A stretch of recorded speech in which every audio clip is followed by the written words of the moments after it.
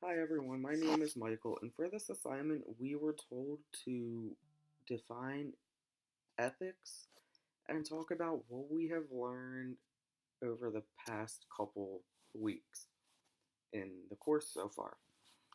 By the book, the definition for ethics is the philosophical study of morals.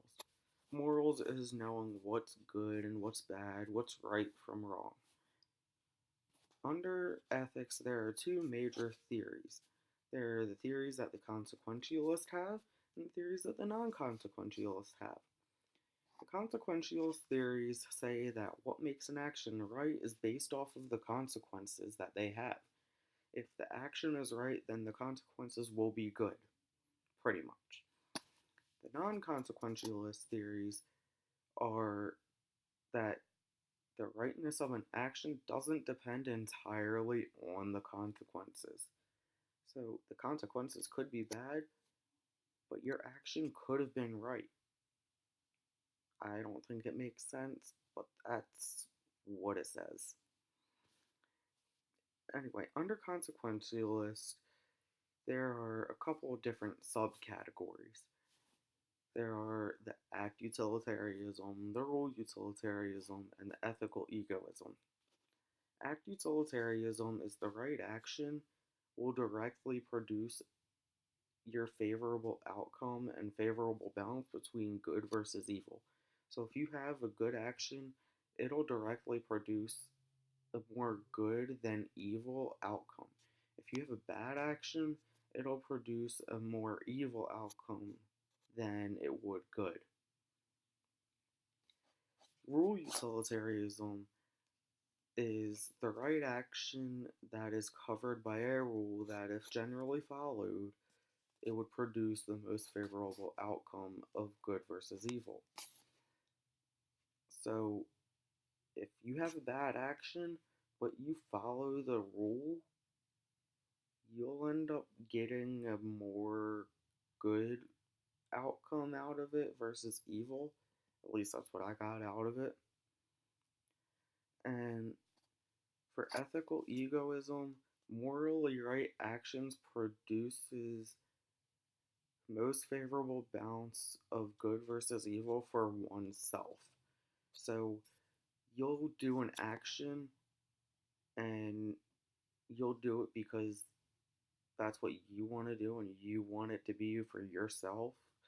You'll get a you'll get a favorable balance of good versus evil for yourself, not for anyone else though. Non-consequentialist theories include things such as Kant's theory, natural law theory, and divine command theory. Kant's theory is asserting that the morally right action is the one done according with categorical imperative. So, in other words, the right action you do is morally right if if, if it is done according to the circumstances. Then there's natural law theory, which is the right action is the one that follows nature. So you can't really argue with nature. If it was naturally meant to be that way, that's the action that you would end up taking. Can't really argue with that. Because nature is nature, you can't change nature. Then there's the divine command theory. This is the right action that God commanded.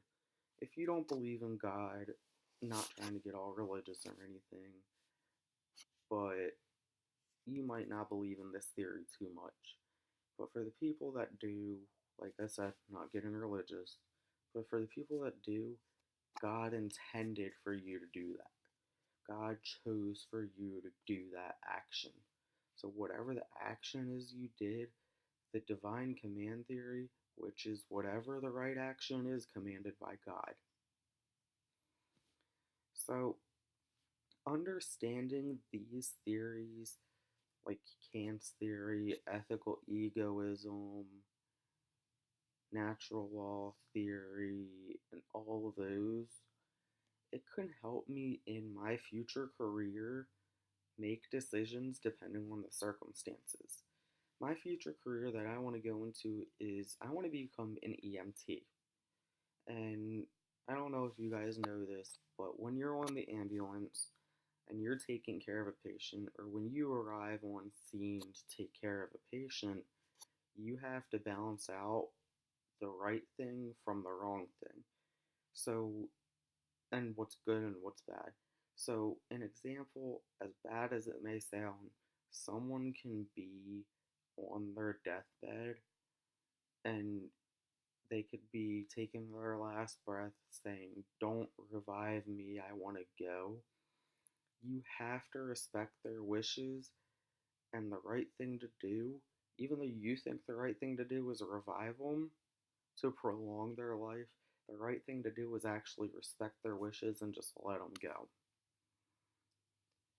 However, natural that's what the natural law theory would pretty much come in effect.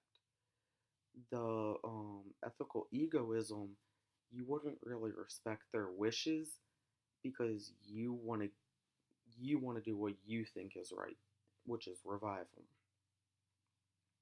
So understanding these theories and rules and everything about ethics, it can be a lot, but once you actually fully understand everything about it, it can make decisions help you,